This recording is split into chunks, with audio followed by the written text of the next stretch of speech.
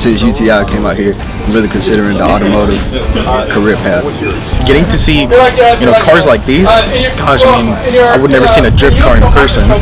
The education that UTI provides gives the students an insight into the automotive industry as far as dealing with science, chemicals, math, a good bit of math in automotive, and just hands-on experience within the automotive industry. I talk about STEM, science, technology, engineering, and math, really emphasizing how important that is to our industry, because sometimes students get locked in on the hands-on classes because they like working on cars, but they ignore the science class, they ignore the math class. But to be able to work on today's vehicles, you do need to know a lot of science, technology, engineering, and math. So I just encourage folks to really pay attention to that stuff, because you're going to need that once you cross the stage for graduation.